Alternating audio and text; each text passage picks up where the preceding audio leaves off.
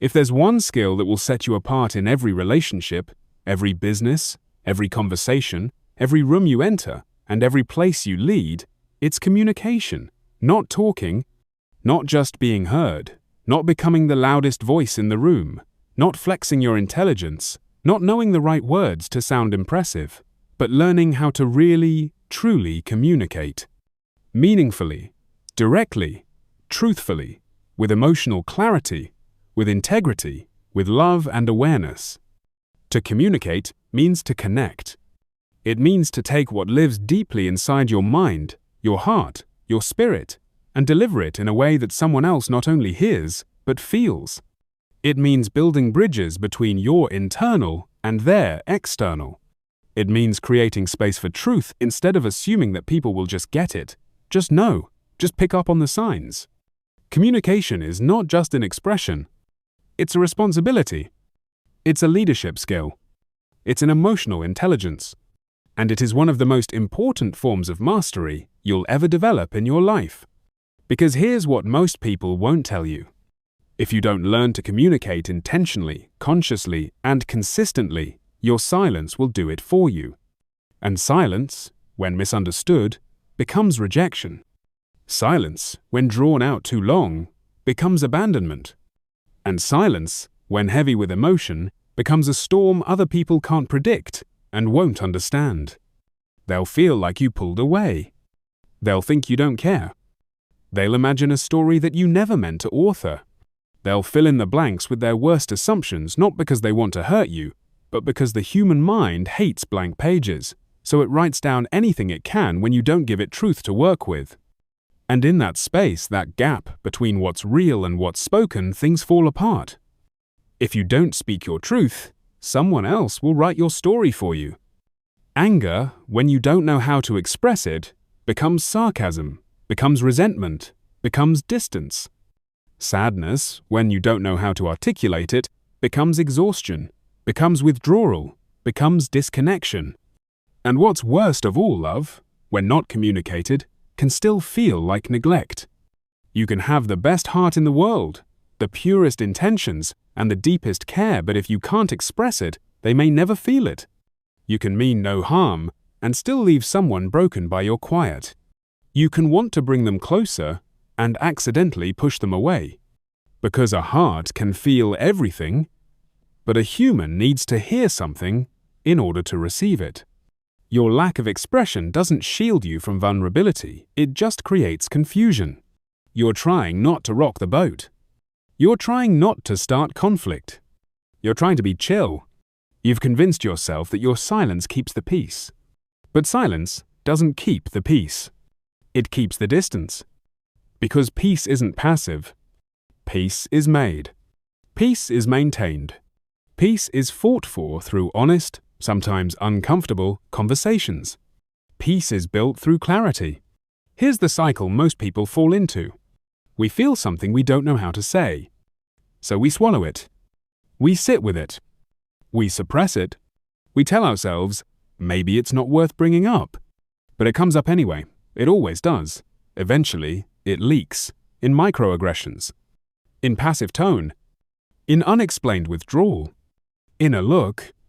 In what we don't say. And eventually they say, I feel like you've changed. And you reply, I haven't. But the truth is you have. Not because you want to, but because you never spoke up before the shift started writing itself on your face, your habits, your energy, and then you watched something that still had life in it slowly die, not because you didn't care, but because you didn't communicate. We blame others. We say they didn't understand. We say they didn't listen. We say they didn't see the signs. We say they didn't fight harder. We say they should have known. But did we actually give them something to understand? Did we show them where it hurt? Did we explain what was too loud or what felt too quiet? Did we invite them into our world or just hope that they made their way through the fog? Did we give them a chance before we gave up? Or did we assume they could read our body language, track the tone in our sighs, piece together a mosaic of our inner world based on hints, breadcrumbs, and emotional reactions? You must learn to communicate, because communication is leadership. It's protection. It's healing in motion. It's how you say, I still care, even when things are messy. It's how you say, I want to fix this, even when your chest is heavy. Communication is what protects hearts, plans, futures, men's families. It turns raw silence into real solutions. It's not yelling louder. It's not shutting down. It's not being right. It's being honest. It's the ability to face yourself and someone you care about and say, this is what I feel, and I don't want this to build more walls between us. Most broken relationships, most slow burns that crumble quietly, they don't fall apart because the care left. They crumble because the feeling couldn't find words. They implode because assumptions replaced conversations, because indirectness replaced vulnerability, because pride replaced peace. You say, I'm fine, but you're not. You say it doesn't matter, but it does. You say, it's whatever, but you're screaming on the inside, waiting for someone to read your silence like a novel. You say, I'm over it, but deep down you still feel discarded. You're tired of explaining yourself, but also exhausted from never being known. And all of it is valid. But it cannot stay there. It cannot stay inside. Because trying to be strong all the time by holding back and letting it pile up, that doesn't just cost you peace. It costs you connection. Real connection. The kind of connection that only comes when two whole people lay down their defenses long enough to say, I want to understand you, but I also want to be understood. This matters. So, I'm going to speak while I still have the chance. You need to learn to communicate because your life depends on it. Not just your relationships, your mental health. Not just your job, your purpose. Not just quieting conflict, but quieting yourself. Don't let your peace rot under unreleased words. Don't let your boundaries disintegrate because you don't know how to say no. Don't let your value erode because you never learned how to ask for what you do need. Learn to say, that hurt. Learn to say, that made me feel invisible without starting a war. Learn to say, I don't know how to have this conversation, but I care enough to try. Learn to say, this is what triggered me, and this is why. Learn to say, I wasn't trying to attack you. I was trying not to lose myself. Because if you don't say it, you'll store it. And stored emotions never stay quiet forever. They leak, they pile up, they harden. They bleed through the cracks in ways that look like mood swings, trust issues, disappearing acts, and cold shoulders. And you deserve more than that, so do they. People are not mind readers.